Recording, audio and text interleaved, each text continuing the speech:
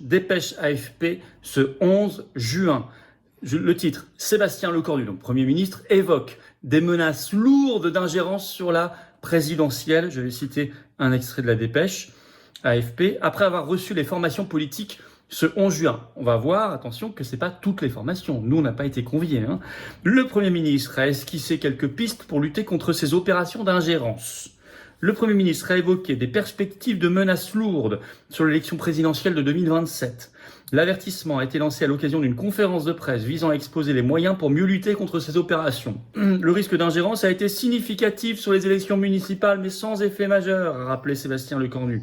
Cela laisse entrevoir des perspectives de menaces lourdes sur l'élection présidentielle et l'ensemble de la classe politique peut être concernée. L'initiative du Premier ministre, désireux de protéger le débat démocratique, vise à faire la transparence sur les ingérences passées. L'objectif est également d'identifier les risques pour 2027 avec la présidentielle et potentiellement les législatives. D'abord, j'aime bien le raisonnement. Au municipal, il y a eu un risque d'ingérence significatif, mais sans effet majeur. Comment juge-t-on du résultat de l'effet majeur ou pas pour une élection ? On le juge selon eux au résultat de l'élection. C'est-à-dire que c'est un raisonnement circulaire, un serpent qui se mord la queue. Il y a eu ingérence, la preuve, le résultat, si ça donne le point, la victoire à des antisystèmes. Par contre, l'ingérence a été sans effet majeur si le système garde le contrôle. Donc en fait, vous ne pouvez pas vous en sortir. La seule solution là-dedans, c'est que le système garde le pouvoir. Sinon, ça veut dire qu'il y a eu ingérence, ça veut dire que l'élection a été faussée, donc il faut l'annuler ou la refaire ou interdire les candidats. Donc c'est un raisonnement qui fait que totalitaire, vous ne pouvez pas vous en sortir. Vous avez compris leur raisonnement. Quant à dire, il y en a eu au municipal, donc ça va être énorme à la présidentielle, j'ai pas bien saisi leur raisonnement logique. Bon, on est censé l'acheter comme ça, mais sans preuve, sans démonstration. Alors, je cite toujours, le problème. Quelles formations ce 11 juin ont été reçues à Matignon par Lecornu ? Celles représentées par un groupe au Parlement. C'est toujours les mêmes. LFI, RN, LR, PS, Verts, PCF, macronistes. Très bien, toujours les mêmes. C'est embêtant car on parle de l'élection présidentielle. L'élection présidentielle, ce ne sont pas que des candidats qui émanent de ces formations politiques. Ça n'est d'ailleurs pas du tout l'esprit de la présidentielle. On n'est pas les candidats d'un parti. Moi, je suis candidat à l'élection présidentielle. Je ne suis pas représenté dans cette réunion. Et je ne suis pas le seul. C'est un problème. Alors c'est eux qui vont discuter en vase clos, en petit comité dans l'entre-soi de l'organisation d'une élection qui ne concerne pas qu'eux. Gros problème. Je cite toujours la dépêche AFP. Le chef du gouvernement, donc Lecornu, est attendu sur les outils prévus dans un projet de loi annoncé en avril par Emmanuel Macron. On en avait parlé. En effet, Macron a annoncé en avril qu'il y aurait bientôt un projet de loi contre les ingérences étrangères pendant la période électorale de la présidentielle. Et il avait notamment ciblé à cette occasion la Russie qui achète, je cite, massivement en période électorale des millions de faux comptes sur les réseaux sociaux. Comme ça, on cible la Russie et les réseaux sociaux en même temps. Alors en effet, Lecornu est revenu sur tout ça. Il a fait des propositions concrètes ce 11 juin. On va citer la dépêche AFP. Sébastien Lecornu a affirmé qu'il allait faire des propositions à toutes les formations politiques et au président de groupe parlementaire, mais encore une fois, pas à nous. Pas à toutes les formations politiques, à celles représentées par un groupe au Parlement. C'est tout à fait différent. Pour tester le degré de compromis ou de consensus possible, dit-il, il a évoqué comme piste la possibilité de créer de nouveaux référés, c'est-à-dire des actions en urgence auprès de la justice en période électorale. Ce serait bien d'éclaircir ça, ou encore le durcissement des peines jugées pas assez dissuasives pour l'heure. Un projet de loi contre les ingérences étrangères, annoncé par Emmanuel Macron en avril, pourrait être injecté dans l'agenda parlementaire de l'automne, a-t-il dit. Ils aiment bien injecter, décidément. Ils injectent. Il va falloir regarder ce qu'il y a dans ce projet de loi qui va être gratiné, à mon avis. Puis cette histoire de référé devant la justice, les actions en urgence en période électorale, il va falloir savoir ce que c'est. Or, nous, on n'est pas conviés à ces réunions. Et je ne fais pas confiance aux oppositions officielles au Parlement pour surveiller tout ça. Pas du tout confiance. Donc là encore, ça se négocie en petit comité. Par ailleurs, le soir sur X, Lecornu, on a rajouté une couche par un nouveau tweet. Je vais vous citer un extrait de ce tweet. Face à cette menace, donc les ingérences étrangères, nous faisons le choix de la transparence en publiant les rapports présentés aujourd'hui à la presse et aux formations politiques. On va y revenir. Dans les prochains jours, je consulterai l'ensemble des formations politiques pour renforcer nos protections électorales, notamment par de nouveaux référés permettant d'agir rapidement contre les manipulations de l'information. La confiance dans notre démocratie est à ce prix. À quel prix ? À ce prix. On ne sait pas lequel. Il va consulter l'ensemble des formations politiques. Faux. Toujours les mêmes. Ok.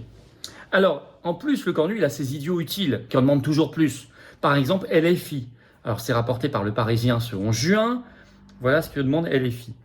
La France Insoumise demande la création d'une instance de surveillance de la campagne présidentielle de 2027 avec des représentants de candidats, la pénalisation des ingérences électorales reposant sur des communications artificielles. Le Cornu est allé en partie dans ce sens, bah oui, ça l'arrange. Et il y a déjà une commission qui permet de suivre l'élection présidentielle, on va y revenir. Il faut sans doute la renforcer. Et il faut sans doute qu'on imagine le fait d'associer évidemment des représentants de candidats. Ok, lesquels? Bon. Et puis, ça les arrange. Plus il y aura de commissions au niveau étatique, gouvernemental qui surveilleront, et vous allez voir que tout ça est en lien avec l'Union européenne, plus ça les arrange, ça permet d'intervenir. Donc là, LFI joue le rôle d'idiot utile. Pourquoi ils demandent ça? Parce que eux, pendant les municipales, il a été documenté qu'ils ont été victimes d'une ingérence étrangère israélienne. C'est ce que rapporte le rapport de Viginum. Donc maintenant, comme ils ont été victimes, ils demandent à ce qu'on aille le plus loin possible. Je pense que c'est une grave erreur. Ça va se retourner même probablement contre eux y compris. Bon, enfin bref. Qu'est-ce que c'est que cette commission qui permet déjà de suivre l'élection présidentielle dont parle Le Cornu? Il s'agit de la CNCCEP, la Commission nationale de contrôle de la campagne électorale en vue de l'élection présidentielle. Alors c'est une vieille commission qui a été créée dès les années 60 pour les élections présidentielles successives, mais maintenant elle a changé de nature. Alors elle est toujours présidée par le vice-président du Conseil d'État, ça tombe bien, il vient d'être changé par les macronistes. Mais maintenant, elle a complètement changé de nature parce qu'elle travaille en liaison étroite, contrairement à avant, avec l'Arcom, qui elle-même devient de plus en plus un outil au service de Bruxelles, qui est là pour faire appliquer le règlement européen DSA de censure. C'est une des missions, articles 21 et 22 de l'Arcom, prévues par le DSA, articles 21 et 22. Donc la CNCCEP a complètement changé de nature. Et c'est bien le problème. C'est la porte ouverte à l'application du DSA et donc à ce qui s'est passé par exemple tout récemment, en mars dernier, lors des élections législatives en Hongrie. Qu'est-ce qui s'est passé le 16 mars 2026 ? Je vais vous rafraîchir la mémoire. Le 16 mars 2026, la Commission européenne a officiellement activé le mécanisme de réponse rapide du règlement européen DSA dans le contexte des élections législatives hongroises, celles auxquelles concourait Viktor Orbán, vous le savez. Cela s'inscrit dans le cadre des articles du DSA sur les risques systémiques pour les processus électoraux, c'est les articles 34 et 35 du DSA, et le mécanisme de réponse aux crises est lui prévu par l'article 36 et les protocoles associés. L'objectif déclaré est lutter contre la désinformation et les ingérences étrangères, on y revient, notamment russes, en coordonnant rapidement les grandes plateformes, donc que ce soit X, Meta, TikTok, etc., les fact-checkers accrédités, en France Julien Pain, tout ça, et des organisations de la société civile, souvent des ONG Soros. Le mécanisme est resté actif jusqu'à environ une semaine après le scrutin, donc après mi-avril, ça durait plus d'un mois. La Commission européenne a présenté cela comme une mesure de protection du débat démocratique. Voyons. La seule conséquence concrète, et je vous l'avais expliqué à l'époque, c'est documenté, même Meta l'a reconnu, c'est que sur les réseaux sociaux, notamment Facebook et Instagram, les publications de Orbán et ses soutiens se sont effondrées d'un coup en visibilité. Je rappelle qu'aucun eurodéputé français, d'aucun parti n'a voté contre le règlement européen DSA au Parlement européen. Il faut toujours le rappeler, ça. Aucun. Pas un, pas une. Ok. Les Verts aussi, idiots utiles. En sortant de la réunion, qu'a dit Marine Tondelier devant la presse ? Elle a dit ceci: « Je considère l'algorithme de X, ex-Twitter, comme une ingérence étrangère. Il va falloir s'en occuper. » Censure de X. Très bien, ça arrange le gouvernement. Et elle ajoute: « On a aussi parlé de Mme Ksenia Fedorova. On a avec elle un problème démocratique. Il va falloir donc censurer peut-être Mme Fedorova ou même CNews à fermer comme C8. Ça arrangera aussi le gouvernement. » Donc là, idiot utile aussi. Et puis, ils nous ont présenté le rapport qui permet tout, le fameux rapport publié donc ce 11 juin à la demande de Sébastien Lecornu, rapport de Viginum. On avait été les premiers aux Patriotes sur cette chaîne à vous alerter sur la création de Viginum, qui a été créé pendant le Covid, qui vise à justifier un prétexte d'ingérence étrangère pour bidouiller les élections. Et ce rapport de juin 2026 s'intitule Protection du débat public contre les ingérences numériques étrangères. Très bien. Qu'est-ce qu'on y trouve? Page 7. Alors moi, je suis allé le lire. Il est en ligne. Page 7. Le titre: 4 stratégies de déstabilisation du débat public national en période électorale. Alors, vous allez voir les 4 stratégies, vous allez voir. Ils vous disent que si on voit ça, ces 4 discours-là, ça veut dire qu'on est face à une manipulation par une ingérence étrangère.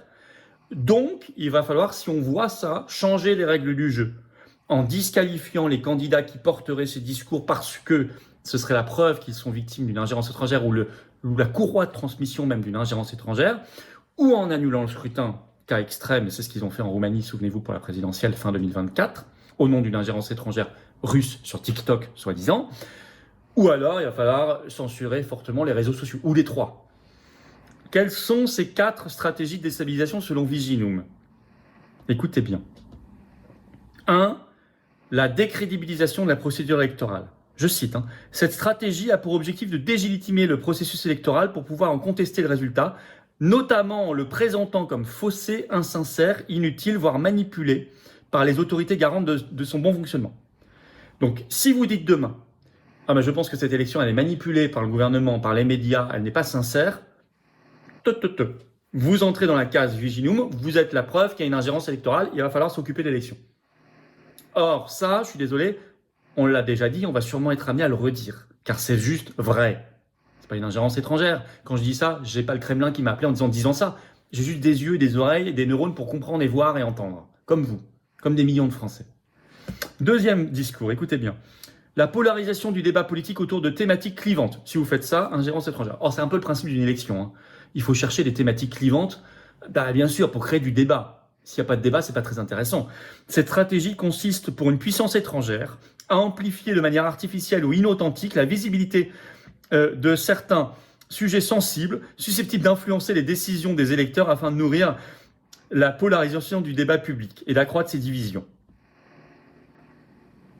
Avec ce genre de réflexion, vous faites ce que vous voulez. Vous êtes en train de polariser, preuve qu'il y a une ingérence russe. On a eu le scrutin. Troisième discours qui sent l'ingérence étrangère selon Viginum. Je cite. L'alimentation de la défiance vis-à-vis des médias et du pays visé. Extraordinaire.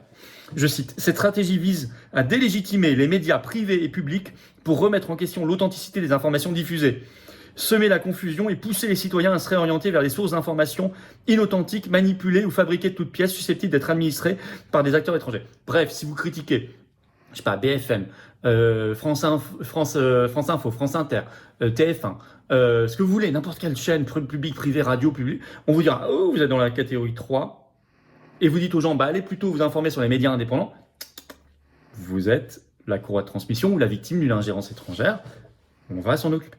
Quatrième, enfin, l'exposition réputationnelle d'un candidat ou d'un parti politique. Cette stratégie a pour objectif de modifier la perception de l'opinion en dénigrant un candidat ou en le promouvant à travers différentes tactiques, techniques et procédures. J'ai envie de dire, c'est un peu le principe d'une campagne électorale. Ça, pour eux, plus possible. Ingérence étrangère. Vous avez compris que cette catégorisation, page 7 du rapport Viginum, permet, qui vient de sortir ce 11 juin, qui est le support de Le Cornu, il n'arrête pas d'en parler, permet de tout utiliser comme prétexte. Pour modifier une élection, interdire les candidats, annuler le scrutin, censurer les réseaux sociaux, les médias indépendants, etc. Ça permet de tout faire.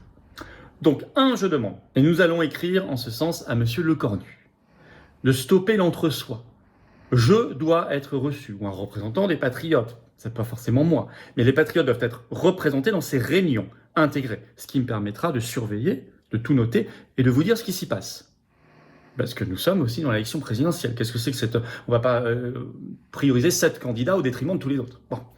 Deuxièmement, vous avez compris que l'Union européenne s'insère par le DSA là-dedans. Donc, raison de plus de faire la sortie de la France de l'Union européenne, le Frexit.